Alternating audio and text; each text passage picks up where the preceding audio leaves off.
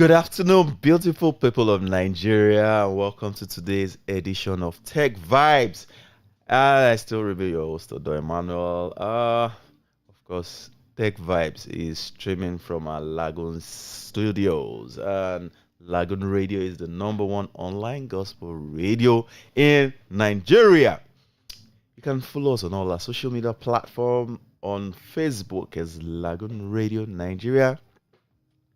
For Instagram and Twitter, it's Lagoonradio.Ng. And you can watch us live on our YouTube channel, which is Lagoon.TV. And for more information, of course, you can go through our website, which is Lagoon News. Today, we're going to be looking at a very sensitive topic. We understand what's going on, like in our country right now. We are in the political season, and a lot of things have been going on. Though this is a tech show, so today we're looking at, or we should look at, technology in politics. What role does technology play in politics? How can it actually help, or what exactly can technology do, to enhance the politics of today's time? Before we look into it, I would go on a quick music break, and when we come back, please don't change that dial. Well, I promise today is going to be exciting. So we'll be back.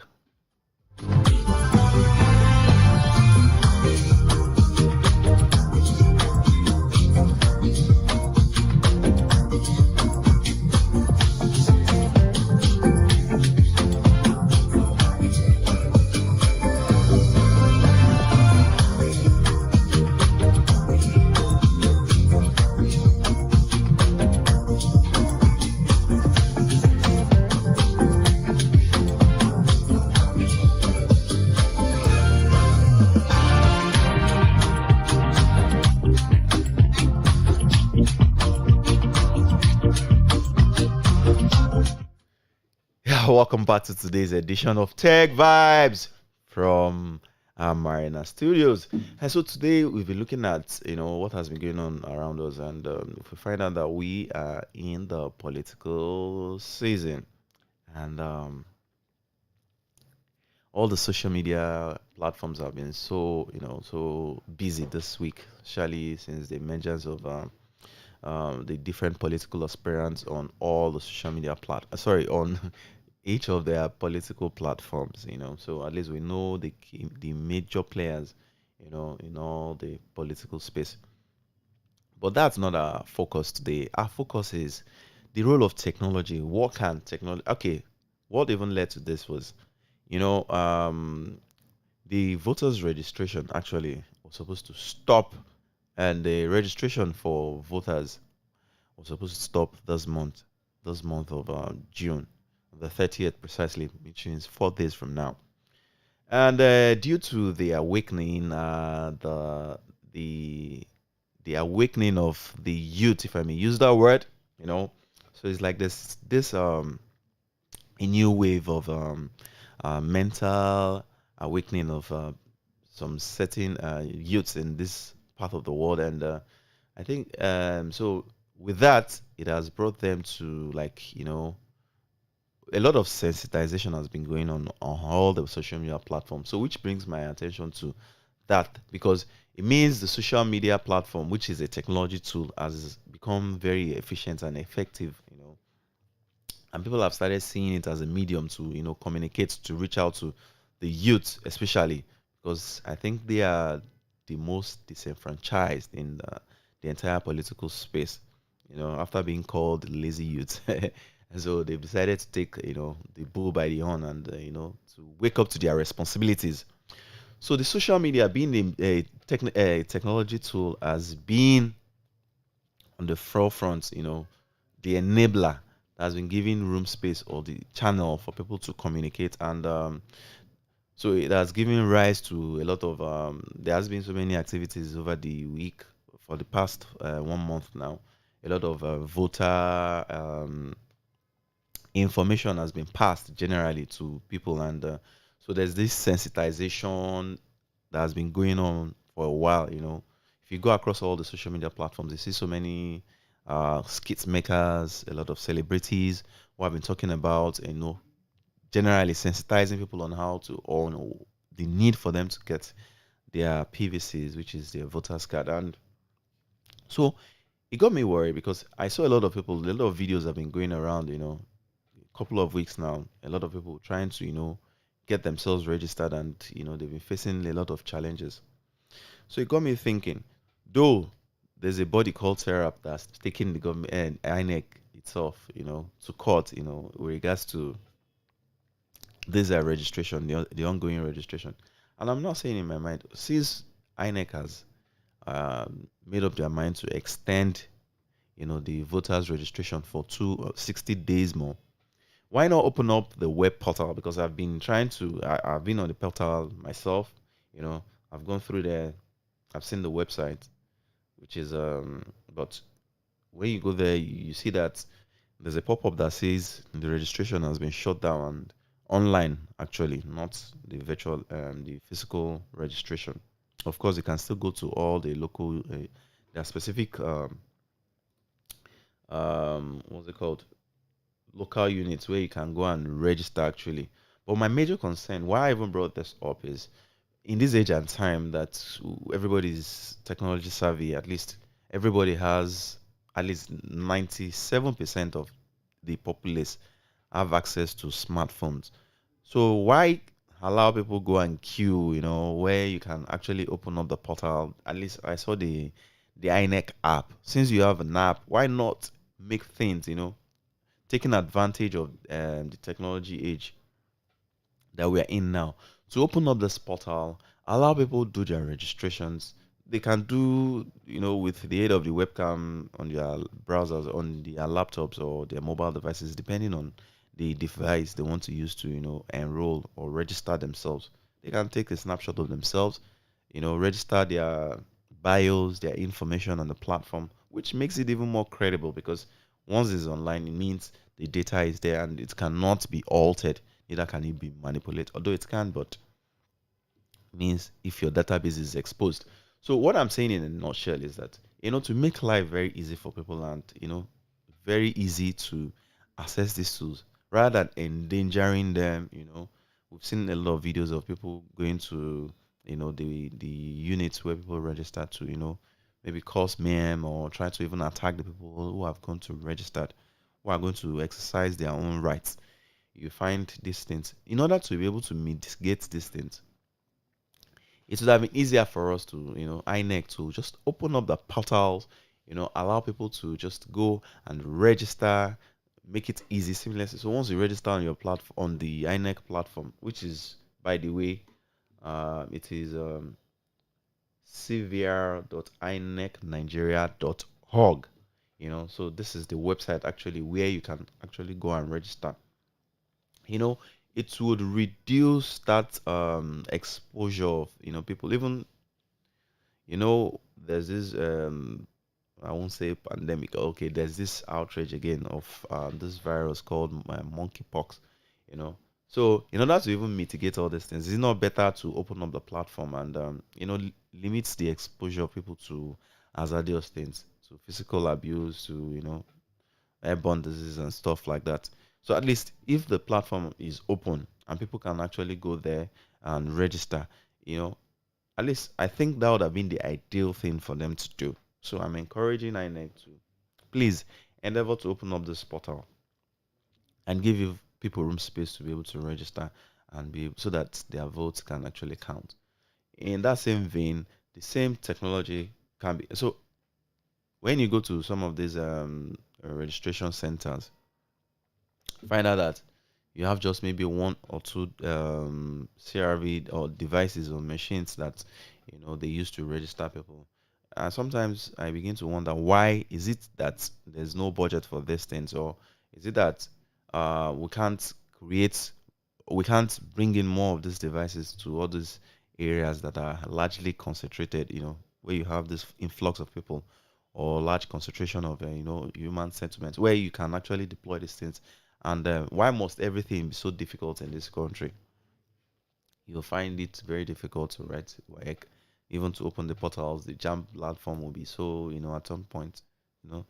And you know, our people to have this problem, this die-minute syndrome, whereby they wait for the last minute or the last week for them, this mad rush will not come in. And then, since they already know all these things, it would have been wise, or it would have been, an ideal thing for them to either open up the portal for people as for convenience sake. So somebody who's at work, and since the sensitization is now on a high scale and everybody is now interested, it's like there's this awakening and everybody is now clamoring to get their PVCs, to be able to participate in the forthcoming election, which is a good, at least an edge on for us as in a country, so for we to be able to select our leaders. So and okay, my own thought, that's me saying it would have been ideal that a platform like this would have been opened for people to just go and register, or even download the app and just fill in your bio, your information. It's not just to capture the name, your location, your address, then take a picture of yourself and upload it to the platform. And maybe you go to the nearby um, office where they can actually do a physical verification that okay, it's you, it's not somebody who's just creating a random account, and stuff like that. At least to be able to checkmate people just setting up different accounts and not actually being there. Maybe upload someone's picture or something, or maybe they can even be underage, stuff like that. So, but with the physical verification, at least you can now book an appointment. The person can actually now book an appointment, okay, for their capturing, which will now reduce the pressure on both the ad hoc staff or the annex staff who are actually doing the registration. And you don't have influx of people because everybody can do online, and they know they will give them a date where they will go and do the registration, which makes a whole lot of sense because I believe that's the whole idea of technology. Technology is just to make life easy. It's an enabler. So I think this should be the ideal thing since the mediums at which we used to do this thing. It was open before, and I'm surprised why it was shut. Though they gave an excuse that okay, so they needed time to be able to print more of the cards. So does it mean there's no plan for this before? You know. So one would keep wondering if um, all these things have not been put into into account before embarking on this. And this is like it's like a major phase or in the lives of a lot of youths who have really woken up from their slumbers, and they think it's their time or it's their turn to you know so I'm even wondering, why is it not possible that with your NIN, so rather than even going to register with waiting for your voter's card, with your NIN you should be able to vote. At least the NIN is a tool that identifies you as a Nigerian, so at least as a resident or a person who lives in Nigeria. So I think instead of making things difficult for ourselves, rather than even, since there's this mad rush for re-registration now, so I think INEC should even consider using the NIN as a medium to register. So far you have your NIN with you, you can actually go to any polling unit on the day of election and actually register. Since you have like an ID, or if you have a national identity card, you should be eligible to vote. You don't need to have a voter's card before you should be able to exercise your right. In as much as you have a means of identification, a national means of identification. If you have a passport, you should be able to vote. You shouldn't just be limited to just the voter's card. I think the voter's card is a medium to disenfranchise people from their rights. So since all these things are tied to the government database, so I think that's where technology comes in. All you just need is a database of the INEC portal can give you access to the information there.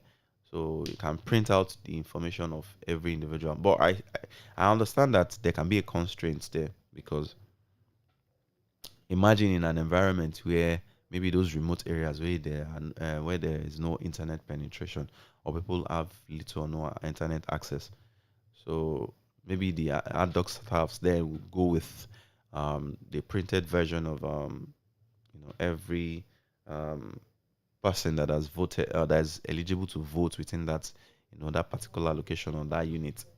But one would think that with this age at time, these things should, all these things should have been thought of, and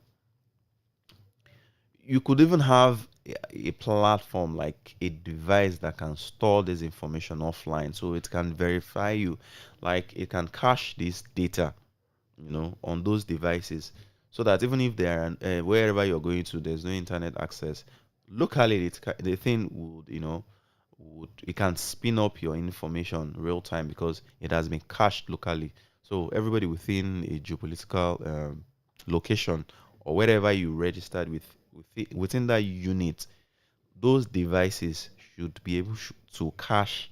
You know, when I mean cache, it means it can store the purpose profile, all the data on the device memory, which can be stored temporarily, so that when you go to any location or any polling unit or any environment where you don't have internet penetration, so the device itself should be able to spill out your information to say, okay, this guy's, you can be accredited because your information is actually on the server. So the same vein, when you even vote, when you get to your collation centers where you have the internet access, it can sync, automatically synchronize the information to the server via the internet, and it will automatically upload the information. So technology can actually help us, enhance the way this election will go, because I'm really particular about it, and we want, as we're clamoring for a change in this country, we should too think in line with how we can use technology to enhance and to foster the growth of our this election, and to make it accessible so that everybody or people will not be disenfranchised. Yeah, I was supposed to have a guest today, but who would have even thrown more light on this. So we understand that, okay, if you look at the way the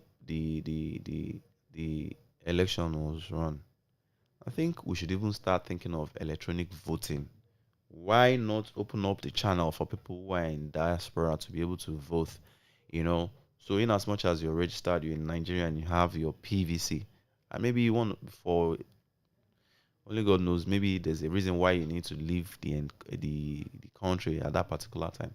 You can vote anywhere you are in the world. You should be able The platform should be able to, you should be open to everybody, so they can actually, you know do the needful by exercising their rights by voting for the candidate of their choice. So I think technology is a very, I think let's use it to our own advantage, because we have over, if you go to their next website, I think they've registered over, I think it's 4 million people, which is huge, and I'm sure most of these things were even from, like like this last month, when the sensitization became much. A lot of people started going to register, and I think INEC has been able to register a whole lot of people, and this has I think this is the first time they're even hitting these numbers, whereby people are even ready, as in they are just going all out to to register, which makes a whole lot of sense. So here we have 84 million 400 and I don't think this data is correct. So on the websites, you can just go to the INEX website and you see the number of the registered voters. So which is good. At least we have real-time information here. This is where technology comes in. You can go to the website. You have a URL where you can actually go to and get the information, which is a good step. And so I still encourage them to be able to open up this portal for people to go and register online. To even take it a step further, you can even vote via this platform, since it's a medium and the world is going you know the world is actually driven by technology. We can even build this on a blockchain network, so that people can, the votes can the data can be stored digitally, and it cannot be altered. because that's what matters most. And for me, even if you do electronic voting, like if you use this medium or this platform to vote, it will reduce buying, and it will reduce a lot of what would I say? A lot of things. If everybody can stay in the comfort of their home and vote, it will go a long way, because you know what? It will save you. People can stay in their house and take their decisions rather than being in the polling units where people will start lobbying them for money. People start, maybe can canvas them to change their mind. But at the comfort of your home, when you are on your bed, maybe lying down, you can put just pick up your phone and then just spin up the app. You can actually register real time, and your vote still counts. Save us the stress of people going to those polling units, and they get harassed, or people get shot, or people start intimidating you because maybe you want to vote the party of your choice, or you want to vote for the person which your conscience is actually telling you to do. So these are things that one would expect the INEC should be looking at. Maybe if not in this election, in subsequent elections, we can do a major upgrade, since there's a new wave now and people are really conscious. In order to, in order not to disenfranchise people, we should open these things and make it real time. Online, people should be able to go online and vote. It's very, very important. We should have a platform whereby people can just, go in even while at work. So it will even make the whole thing, the whole process seamless, rather than having a whole day shut down where people will now have to come. So everything while you are at work, you can just go to the platform, vote, and your vote will still count. I think it makes a whole lot of sense. And when you are voting, the whole thing will be real time. You'll be seeing the figures. So it will be very difficult for people to manipulate those things. So while people are voting, you'll be seeing the thing real time. The numbers will be going. So everybody that goes to vote, real time, you see it. Real time. I think that would make a perfect election. That, in fact, if INEC can adopt that, I think from me, I'm talking from the point of, like, from the technology point, how we can even enhance, the voter registration. Sorry, the voting process itself. I'm now talking about the voting process itself. You know, making it seamless. There's no point going to the polling unit to go and actually vote when we can do it online. So I think INEC should, since that it's an independent organization, it should be able to take some decisive decisions on its own. It should be able to adopt technology to make life easy for people, because truth be told, it's not easy, going to, maybe after you leaving your workplace, to go to the registration centers where you now meet the crowd there. It's not easy. Sorry. One is to register, another thing is to collect your PVC. The stress of even going there alone, sometimes you start sorting your PVC. I think all these things should be automated. Why not even mail the card to the person in his or her house, or maybe wherever the address they drop as their shipping address, so that all these things will be easy for people. For me, I believe things are changing and times are really changing too. So it would be ideal for INEC to take these observations and look inwardly and see how they can actually start working towards it, to make the whole system very effective. We'll go on a short break, and when we come back, we'll still look at other mediums at which the election process can be enhanced. We'll be right back.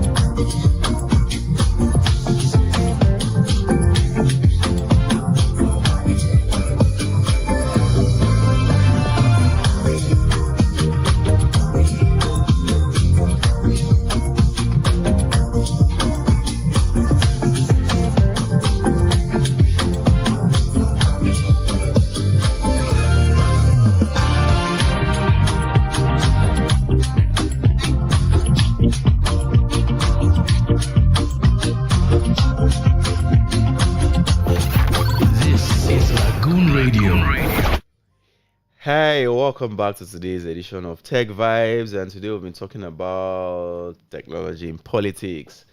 Please follow us on all our social media platform. On Facebook is Lagoon Radio Nigeria. For Instagram and Twitter is Lagoonradio.Ng. And you can watch us live on our YouTube channel, which is Lagoon.TV. So we've been talking about how technology can enhance uh, modern day politics, or what we are, the how would I put this? What word would I use to express what I want to say? Okay, so in a nutshell, another thing I noticed is cyberbullying, which is very serious. Yeah, in as much as I respect the fact that, yeah, we have freedom of expression, but we shouldn't abuse that freedom. There should be a limit to how we, express that freedom, so that we don't start, how do I put it? You don't start um, endangering your preferred candidates. I've seen a lot of tweets. I've seen what people have been posting about different candidates and different, presidential aspirants. Some have even taken it personal. Some people have become so vocal. Up to even threatening their, each other's lives. In as much as I support free and fair speech, but we shouldn't take it to the extreme. Politics is not a do or die affair, you know. So, in as much as you're very passionate about maybe your preferred candidate of choice, you should be um, you should be allow others express their own opinion. Your opinion shouldn't always count, You shouldn't subject everybody to your own level of thought, as in, like, if they don't believe in you, then you have to bully them, or you have to force them to, like your person. You know, you should give everybody a free and fair level playing ground, so that others too, by so doing, it gives credibility to your candidate, so whoever you're campaigning for, it will make a whole lot of sense, because in that way you're not putting pressure on the other person to, like, you're not subjecting the person to your preferred candidate or your candidate of choice.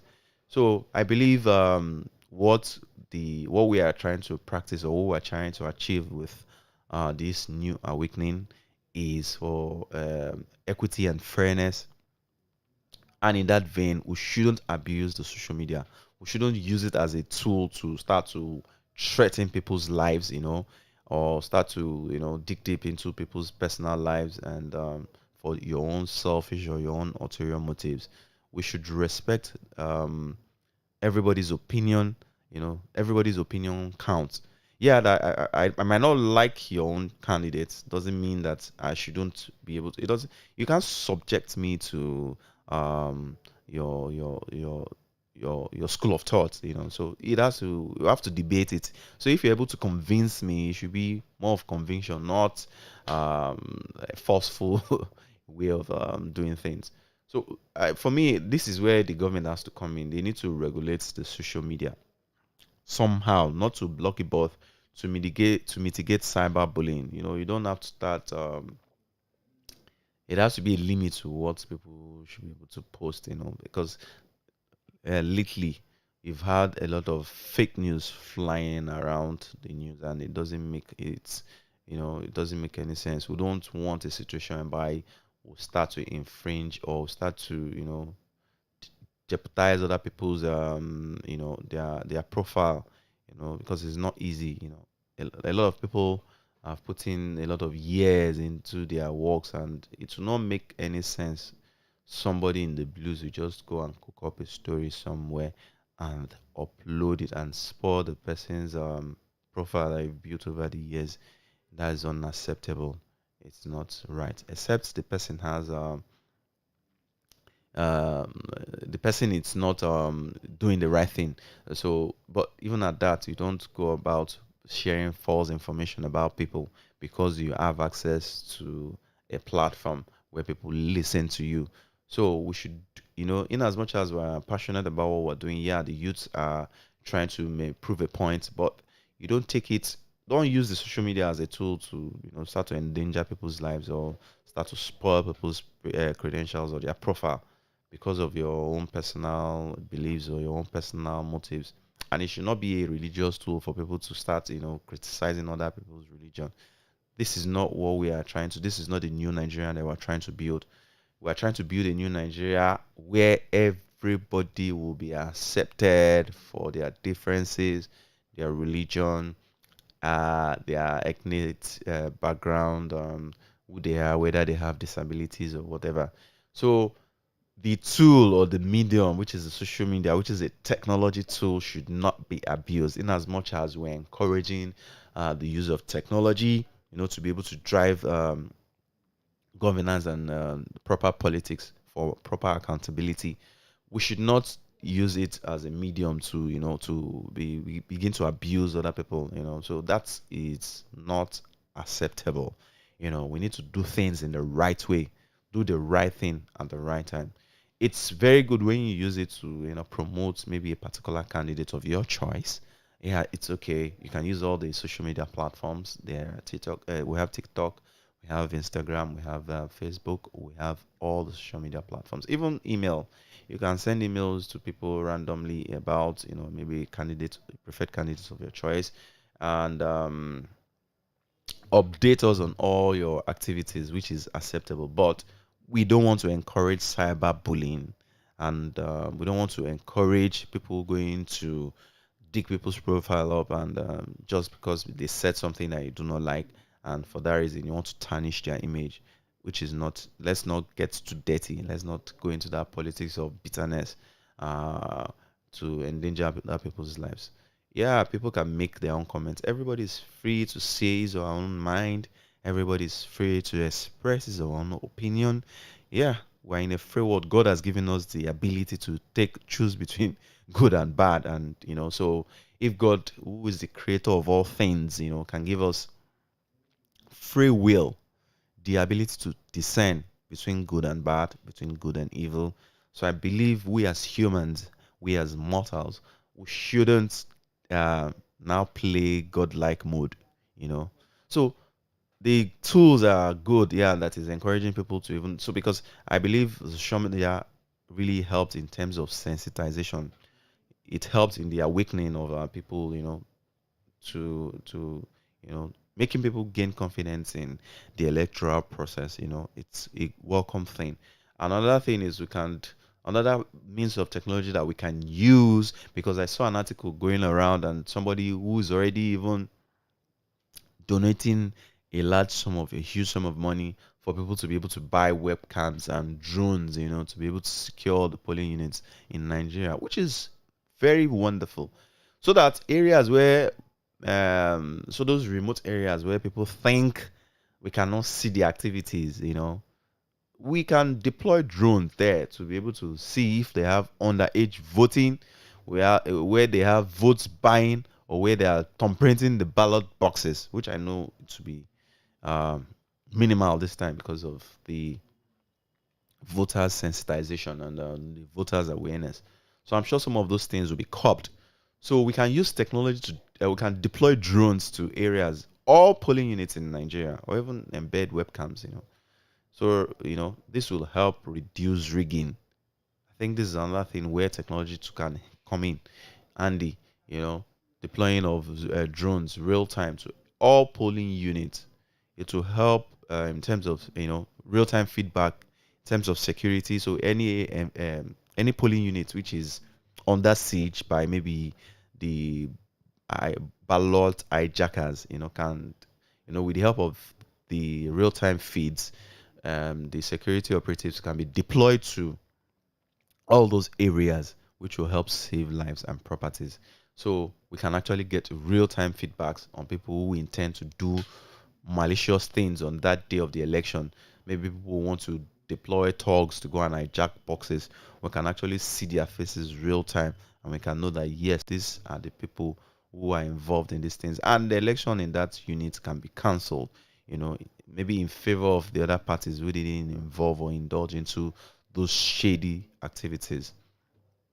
And besides, it can help mitigate, like I said initially, real-time feedbacks to all the security units, so that they can really be deployed to any area that is having maybe violence or something, or whereby people are being endangered, so they can actually go there and defend the people there, over there. And it will help in a whole lot of ways. Real-time information, it can tell us where people are not doing the right thing. So the drone deployment is a welcome idea. That's another way of using technology to mitigate crime in these elections, these forthcoming elections. And another thing we can look at is the people can even take real-time cameras. I think, yeah, cameras are allowed in that place to be able to get real-time information. So areas where drones cannot cover, we can have people who go there with their cameras to record every activity happening in their polling unit, so that at least we can get the best out of it, and we can do the right thing and even get this thing right for once. Because I'm sure if all these areas are checkmated, the issue of vote buying and people voting the wrong people, now we'll know that our vote will count. And I want to call on INEC, though after this show, I think I'm going to tweet about it, that we should open the portals for voting. The INEC website should be able to accommodate voters, people who want to vote virtually online, since they have the database of all registered voters. I see no reason why you cannot cast your vote online. Since you have a device, a physical device where people can go to and do catch people's biometrics and still do your voting. So why not open the websites where people can actually go there? So those who don't want to go outside, maybe they don't for security reasons, or maybe for any reason at all, they might not want to go and go vote outside. They can just go to the website or to the app itself, the INEC app. You can extend these features. We still have enough time. In 1 or 2 months, you can build up these features and even deploy it for Osun election, the forthcoming election, before the main election. So you can test run all these things. The deployment of drones, you test run all these things so that we know all these areas where these things are happening, and real time. Once we're able to get these things done, and if you do it right, then Nigeria is set for a new dimension, a new stage, or a new we are, we are reinventing or repositioning Nigeria of our choice. So I believe technology will play a lot of role in this area if we can look inward and see how we can. I like the areas whereby they are doing a lot of physical sensitization by doing concerts and inviting a lot of celebrities to come and sing and create voter awareness. But the I'm not INEC is not active online, because the online platform too is a tool for them to be able to reach out to a lot of especially youths who are now interested in voting. Since they now realize that their votes will actually count, we should I need to see more of INEC, especially on all their social media platforms. I need to see INEC sending out electronic mails to every individuals. I need to see INEC sending text messages on voters' education, enlightening them, telling them more about the political structures and political parties, and you know, kicking against things like vote buying and electoral fraud and all sorts. There should be this sensitization using all these mediums, all those electronic platforms, the messaging platforms, the emailing platforms. So not just focusing on the conventional media or medium to communicate to people. So I think I need to see more of the activities on all this. Though they try on their Twitter page, you see them tweet once in a while, especially when there are issues, or maybe when people call them, call their attention to specific things. But I want to see more of their effort in these areas. Focus more attention on voter sensitization, the youths. Since you're already engaging them, you can follow them up on your social media handle. Maybe time to time, you give them information about what they need to know, what they need to do, how they can stay safe on election day, how they can identify the political parties which they want to vote for. Even INEC too can even start to scrutinize as the electoral umpire, the candidates. You need to, the kind of, things, their manifestos. INEC should be able to have the manifestos of all the candidates, the aspirants, on their platforms. And these are the things that they should be able to make known to people via the electronic medium. Whether it's via Facebook, whether it's via Twitter, whether it's via Instagram, whether it's via Twitter, any of the social media platforms, and of course, email, like I rightly said, and even short messages like SMS and stuff like that. So these are mediums at which you can even reach more people. Since we are, especially people who reside within the urban settlements, it will make a whole lot of sense when people you connect with people and you engage them, not just throwing out concerts. Because I don't think it's everybody who would have that time, to go out and start partying or listening to music. There are some people who are conservative people and they need to be reached. Maybe there are people who are very busy, or people based because of their religious beliefs, they might not, want to attend such maybe an open event like that. So these are mediums. Since they are almost everybody has a your a smartphone or a smart device where they can be reached. You can constantly send this awareness to them, via emails. So technology has made life easy for us now. And please, I still clamoring for INEC to reopen the platform where people can register online. It is very, very important. So since you've extended the days, okay,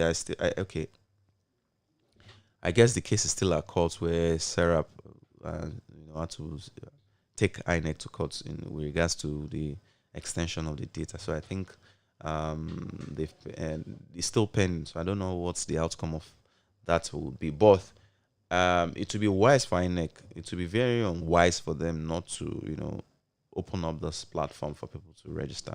In as much as yes, you have a deadline, but I think for me, the ideal thing would have even be for the website to be open till even a day to the election. For crying out loud, where in a technology savvy world, we have the government is already talking about deployment of 5G, network across Nigeria, and everywhere you go, I think in every state you can find these layers of fiber optics everywhere. So I think internet penetration is not as bad as it used to be, let's say 5 years ago. So at least in every major cities in Nigeria, or at least yeah, in almost every local government in Nigeria, you find internet access or internet penetration. So I think we should embrace the technology more in terms of voter awareness. We should INEC should endeavor to reach out to the teeming youths who are so excited. A lot of people who maybe just are going to be turning 18, maybe sometimes in June or July or August, September, October, so that they won't be disenfranchised. So I think the website should be open for people to be able to register, and they should consider deploying drones to all those locations for security, for real-time feedbacks, and for monitoring and every other thing. And offline remote gadgets too. Like for instance, in those remote areas where they don't have internet penetrations, the app, the plat or the device itself, or the software which is installed on the system should be able to cache information. These are real-time feedbacks that I'm giving to INEC, and I believe it should be put into consideration. The app should be able to cache people's information locally. So on the device, you should have the database of people within that region or within that locality. And nothing even stops the app itself from caching or having the access locally of the entire INEC registered users on the device locally stored on this device, so that even if there is no internet access, you can, once the device is opened and you search for any individual's name, you should be able to pop up that name without even having to,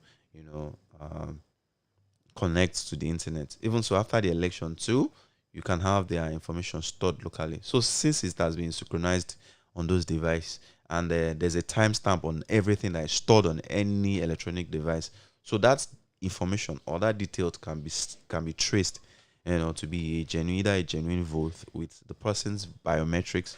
So it can be authenticated that this is a valid vote, and you can know that that vote is actually done by the person.